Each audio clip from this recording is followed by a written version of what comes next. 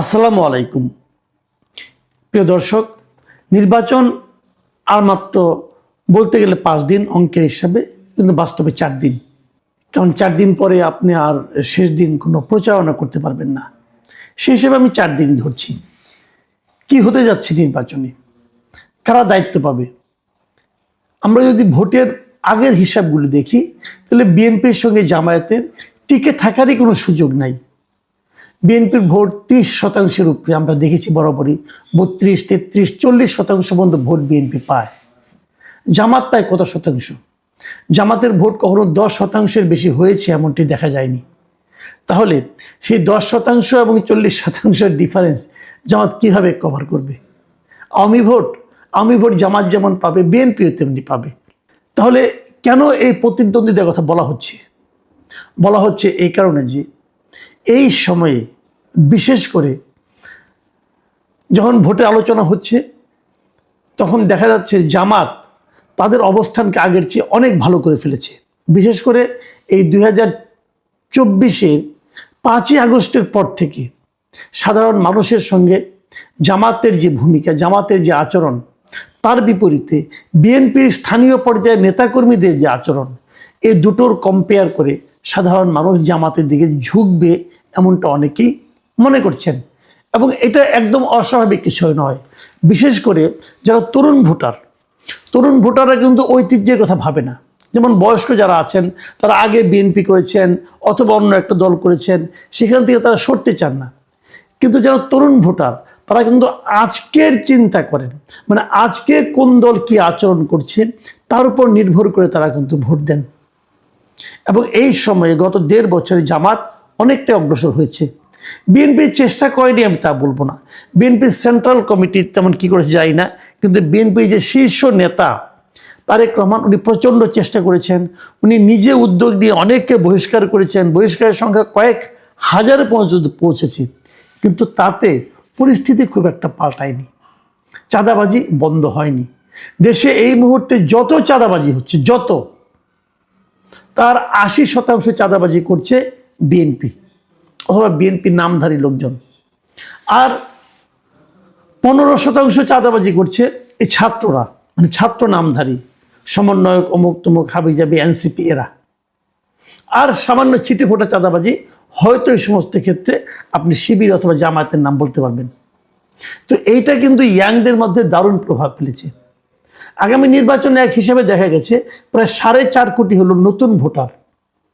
এই ভোটাররা কিন্তু অনেক কিছু করবে। এই ভোটাররা কিন্তু ডিসাইডিং ফ্যাক্টর হতে পারতো, এখনো সম্পূর্ণ হয়েছে কিনা আমি বলতে পারবো না, হয়ে যেত যদি পুরনো ভোটারদের মাঝখান থেকে ভোট প্রাপ্তির সংখ্যাটা সমান হতো।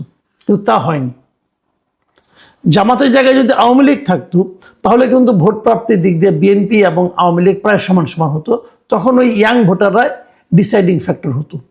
কিন্তু এক্ষেত্রে তা নয়। জামাতের ভোট বিএনপির তুলনায় অনেক পিছিয়ে, যে কারণে এই ইয়াং ভোটারও যদি বেশি করে জামাতকেও ভোট দেয়, তাও দুটো সমান আসবে কিনা এটা নিয়ে একটা সন্দেহ আছে। কিছু নীরব ভোট আছে। এই নীরব ভোটগুলি কোন দিকে যাবে? নীরব ভোটার যারা কথা বলে না, যারা খুব একটা আওয়াজ দেয় না, যারা বিপ্লবে বিদ্রোহে সবার সামনে চলে আসে না, যারা পেছনে থাকে, ঘর সংসার করে, কেবল যে ভোটটা দিয়ে আসে, এই নীরব ভোট কিন্তু, যেটা নাকি আগে আওয়ামী লীগের অ্যাগেনস্টে সবসময় এই নীরব ভোটগুলি বিএনপির সঙ্গে থাকতো, কিন্তু এবার আমার কেন যেন মনে হয় নীরব ভোট বিএনপির সঙ্গে নেই। নীরব ভোটগুলো আমি দেখেছি সবসময় ক্ষমতাধর যারা থাকে তাদের বিপরীতে থাকে। এটা আমার অবজারভেশন। আমি আগেও বলেছি, বাংলাদেশে একসময় রাজনীতি হতে ভাবে যে রাজনীতিতে দুটো পক্ষ থাকতো। একটা পক্ষ হলো আওয়ামী লীগ, আর একটা হতো এন্টি আওয়ামী লীগ। এবার আমি দেখতে পাচ্ছি যেহেতু আওয়ামী লীগ নেই, অতএব একটা হলো বিএনপি আর একটা হলো এন্টি বিএনপি। এই এন্টি বিএনপি যে শক্তিটা, সেটা যেন জামাতকে অনুসরণ করছে।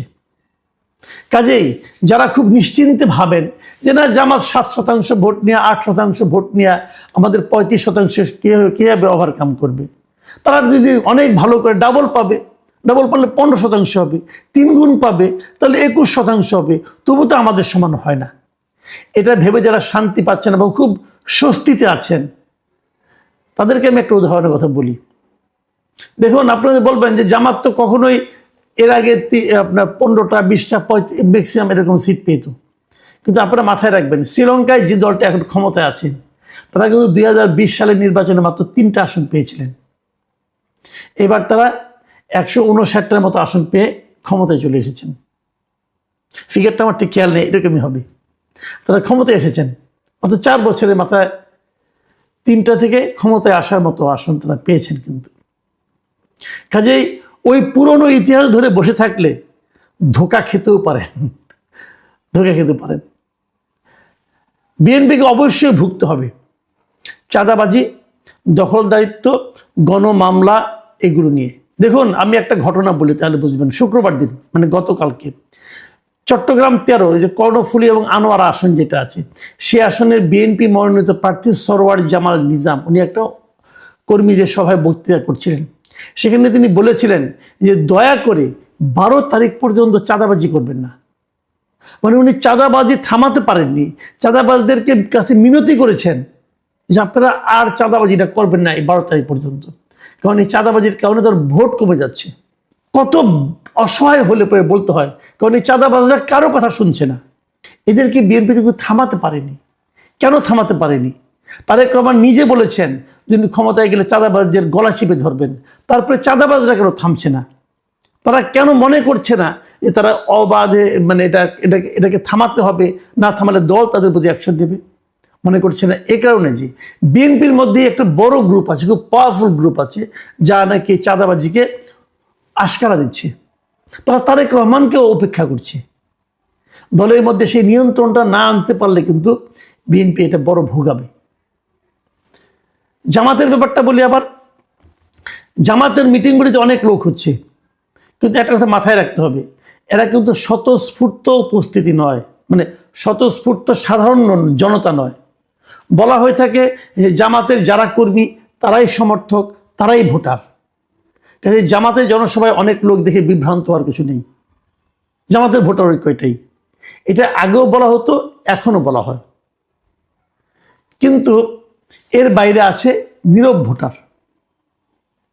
এখন নীরব ভোটাররা কিন্তু ফ্ল্যাকচুয়েট করে খুব দ্রুত, আজকে আছে কালকে নেই। আজকে জামাতের একটা নেতা একজন একটা বক্তব্য দেবে, এটা দেখে দেখবেন কালকে আর জামাতের সঙ্গে তারা নেই। এরকম কিন্তু হতে থাকবে। জামাতের নেতাদের শেষ দিকে আমি যতটুকু দেখেছি নানা ধরনের এলোমেলো কাণ্ড কারখানা। ঢাকা 17 আসনের ডক্টর খালেদুজ্জামান সাহেব সেনানিবাসে ঢুকতে গিয়ে যা করেছেন, এটা কিন্তু জামাতের ভোট অনেক কমিয়েছে। ওই নীরব ভোটাররা কিন্তু সরে গেছে। তারা ভেবেছে যে নির্বাচনে বিজয়ী হওয়ার আগেই যখন এই অবস্থা, জিতলেন না জানি তার দাপটে কেউ থাকতে পারবে না। তারপর দিনে আবার আরেকটা ভিডিও দেখলাম, কোন এক ব্যাংকের এক অনুষ্ঠানে যে সে একজনকে ঘুষি মানে নাক ফাটিয়ে দিয়েছে, এই খালেদুজ্জামান। তো এরকম উন্মত্ত লোক যদি জামাতের নেতা হয়, জামাতের এমপি প্রার্থী হয়, তাহলে কিন্তু জামাতের ভোট কমবে। এবং একটা ঘটনা কিন্তু অনেকগুলো। জামাতের জন্য আরেকটা বড় আঘাতে দেখা দিয়েছে হেফাজতে ইসলামের আমিরের সর্বশেষ বক্তব্য। তিনি কিন্তু বলেছেন যে জামাতে ভোট দিলে ঈমান থাকবে না, জামাতে ভোট দেওয়া হারাম, এগুলি কিন্তু তিনি বলেছেন। জামাত এটাকে কীভাবে কাউন্টার করবে আমি জানি না। এখনো জামাতের কাছ থেকে সে ধরনের কোনো কাউন্টার আমরা পাইনি। অনেক ইসলামী মানে আলেম যারা আছেন তারা জামাতে ইসলামকে ইসলামী মনে করেন না। কাজে এই বেহেশতের টিকিট বিক্রিটা জামাতের জন্য শুরুতে কিছুটা ভালো ফল দিলেও যারা নাকি একটু সচেতন চিন্তা ভাবনা করেন তাদের কাছে এটা কিন্তু খুবই নেগেটিভ হিসেবে আবির্ভূত হবে। বিশেষ করে নীরব ভোটার যারা, তাদের কাছে কিন্তু এটা খুব নেগেটিভ হিসেবে আসতে পারে। সবশেষ যে জায়গাটা আমি বলবো সেটা হলো আওয়ামী ভোটার। আমি বারবার বলেছি যে আওয়ামী ভোটই নির্ধারণ করবে এই নির্বাচনের ফলটা কোন দিকে যাবে। আওয়ামী লীগ এবার ইলেকশনে নেই, বাট তাদের ভোটটা তো কোথাও না কোথাও যাবে। কার কাছে যাবে? অনেকে ভাবতেন যে আওয়ামী লীগের অনেকে হয়তো ভোটই দেবেন না। ইদানিং এই ধারণাটা আমার একটু একটু চেঞ্জ হচ্ছে এই কারণে, যেহেতু আওয়ামী লীগের কেন্দ্রীয় পর্যায় থেকে, আওয়ামী লীগ থেকে দলীয়ভাবে কোনো সিদ্ধান্ত দেওয়া হয়নি, সেহেতু আমার মনে হচ্ছে যে আওয়ামী লীগের লোকরা হয়তো ভোট দিতে যেতে পারেন। যদি যায় তারা কাকে ভোট দিবে? এই ভোটগুলি এখনো অনিশ্চিত। কে কতটা দখল করতে পারবে তার উপর নির্ভর করবে। কতটা ভোট তারা আওয়ামী লীগের কাছ থেকে আদায় করতে পারবে তার উপর নির্ভর করবে। আদায় করবেন কিভাবে? আদায় করার কঠিন এই কারণে যে জামাত আদায় করার একটা চান্স ছিল, কারণ আমরা দেখেছি 24 অগাস্টের পর থেকে জামাত বিভিন্ন জায়গায় আওয়ামী লীগদের যারা নেতাকর্মী আছে তাদেরকে নানাভাবে হেল্প করার চেষ্টা করেছেন, প্রশ্রয় দেওয়ার চেষ্টা করেছেন, আশ্রয় দেওয়ার চেষ্টা করেছেন, বিএনপি চাঁদাবাজদের হাত থেকে রক্ষা করার চেষ্টা করেছেন। ওই ক্ষেত্রে গণমামলা টামলা করে বিএনপি নেতাকর্মীরা যেভাবে আওয়ামী লীগের মন বিষিয়ে তুলেছিল, তার বিপরীতে জামাত একটা ইতিবাচক ভূমিকা ছিল। কিন্তু সেটা নষ্ট করেছে জামাত এনসিপির সঙ্গে জোট করে। কারণ আওয়ামী লীগের লোকেরা দেশে সবচেয়ে বেশি যাদেরকে ভয় পায়, ঘৃণা করে, যাদের প্রতি তারা এক ধরনের ক্রোধ অনুভব করে, সেটা হচ্ছে এনসিপি। এনসিপি যখন জামাতের সঙ্গে যুক্ত হয়েছে তখন তাদের কাছে মনে হয়েছে এনসিপি যে আওয়ামী লীগের কার্যক্রম নিষিদ্ধ করার জন্য আন্দোলন করেছে, সেই আন্দোলনে তাহলে জামাতই ছিল আসলে। এই মনোভাবটা আমি মনে করি জামাতের প্রতি আওয়ামী ভোটারদেরকে একটু আশাহত করে তুলবে, নেগেটিভ করে তুলবে। তারপরেও জামাতের জন্য এটা পরামর্শ, তারা কিন্তু এটাকে ওভারকাম করতে পারে একটা ছোট্ট কাজ করলে। সেই কাজটা হলো তারা যদি নির্বাচনের আগেই 71-এর ভূমিকা নিয়ে একটা দলীয় একটা বিবৃতি দেয়, একজন ব্যক্তিরা পুরো দলকে রেজুলেশন করে বলতে হবে যে 71-এ আমাদের যারা দলের আগে যারা ছিলেন তারা যে কাজটা করেছেন সেই কাজটা তারা ভুল করেছেন এবং আমরা তার জন্য অনুতপ্ত এবং আমরা জাতির কাছে ক্ষমা চাই। জাস্ট এই 3টা লাইনে একটা স্টেটমেন্ট দিলে আমি মনে করি জামাতে আওয়ামী ভোট রাতারাতি অনেকটাই বাড়তে পারে। বিশেষ করে মুক্তিযুদ্ধের সপক্ষের যে ভোটগুলো সেগুলো তাদের এখানে কিন্তু যেতে পারে। অনেকের মধ্যে দ্বিধাটা আছে, জামাত যা করছে ভালোই তো করছে, কিন্তু তাকে কি করে ভোট দেই, তারা তো আবার দেশটাকে পাকিস্তান বানিয়ে দেবে, এই ধরনের চিন্তা কিন্তু অনেকের মধ্যে আছে। কাজে ওই কাজটা করলে এটা হয়তো তাদের জন্য ইতিবাচক হতে পারে। পরামর্শ যখন দিলাম তখন বিএনপির জন্য একটা দেই। আমি ছোট মানুষ, আমার পরামর্শ গ্রহণ করতে হবে এমন কোনো কথা নেই, কিন্তু আমি মনে করি এটা আমার দিক থেকে যে যদি বিএনপি তার নীতি পরিবর্তনের দরকার নেই, বিএনপি যদি আওয়ামী ভোটকে পেতে চায়, আওয়ামী লীগের ভোটকে যদি বিএনপি পেতে চায়, বিএনপির একটা খুব সহজ উপায় আছে। এমনিতেই তারা বেশ কয়েকদিন ধরে মুক্তিযুদ্ধের পক্ষে কথা বলছে এবং তাদের পক্ষে কথাটা বলা খুব সহজ, কারণ জিয়াউর রহমান তাদের দলের যে প্রতিষ্ঠাতা, তিনি তো মুক্তিযুদ্ধের একজন সেক্টর কমান্ডার ছিলেন, বীরুত্তম ছিলেন। এটা তো খুবই সহজেই তারা এটা মুক্তিযুদ্ধের পক্ষে বলতেই পারে, এটা ব্যাপার না। আরেকটা কাজ যদি তারা করেন তাহলে তারা আওয়ামী লীগের ভোটগুলি পেতে পারেন। অনেকে কিন্তু এরই মধ্যে আমি দেখেছি যে জয় বাংলা করে বলে তারা ধানের শীষে ভোট চাচ্ছে এবং এটাকে তারা বিএনপি এনকারেজ করছে। বিএনপির জন্য সামান্য একটা কাজ করতে হবে। সবচেয়ে ভালো হতো যদি বিএনপির দিক থেকে বলা হতো যে বিএনপি যত মামলায় বিএনপি বাদী আছে, মানে আওয়ামী লীগের বিরুদ্ধে যে গণমামলাগুলো, এগুলির বিরুদ্ধে যতগুলি মামলাতে বিএনপির লোকজন বাদী হয়েছে সেই মামলাগুলোতে উঠিয়ে নেওয়া, এটা হতে পারতো ভালো, কিন্তু সেটা করা এখন আর সম্ভব না। ওই লাইনে যাওয়ার দরকার নেই।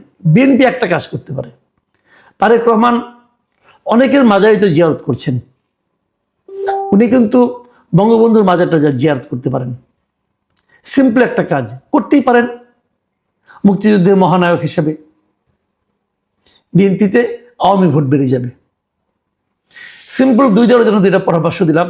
আমার পরামর্শ গ্রহণ করার কোনো দরকার নাই, আমার এই পরামর্শকে সিরিয়াসলি নেওয়ারও কোনো দরকার নেই, আপনাদের ইচ্ছা। আমি একজন সাধারণ নাগরিক হিসাবে আমি ভোটের অঙ্কের হিসাবটাকে মেলানোর জন্য অথবা অঙ্কের হিসাবটাকে মানে আপনার বেগবান অথবা স্থবির করার জন্য আমি যেটাকে মনে করি আমার হিসাব মতো আমি দুটো পরামর্শ দিলাম। মানা না মানা আপনাদের ব্যাপার। তবে আমার একটা লক্ষ্য আছে। আমি কেন এটা বললাম? আমার লক্ষ্যটা হলো আমি আসলে একটা ঐক্যবদ্ধ জাতি চাই। আমি মনে করি কোনো জাতি অগ্রসর হতে পারবে না যদি তারা বিভক্ত থাকে। যদি জামাত স্বীকার করে, ভুল স্বীকার করে 71-এর ভূমিকা নিয়ে, তাহলে জামাত কিন্তু বিরাট একটা জনগোষ্ঠীর সঙ্গে নিজেদেরকে ঐক্যবদ্ধ করার একটা প্রথম পদক্ষেপ ফেলতে পারবে। যদি বিএনপি তারেক রহমান বঙ্গবন্ধুর মাজার জিয়ারত করে আসেন নির্বাচনের আগে, আমি মনে করি বিরাট একটা জনগোষ্ঠী তারেক রহমানকে তাদের নেতা মনে করবে। বাকি বিবেচনা আপনাদের। প্রিয়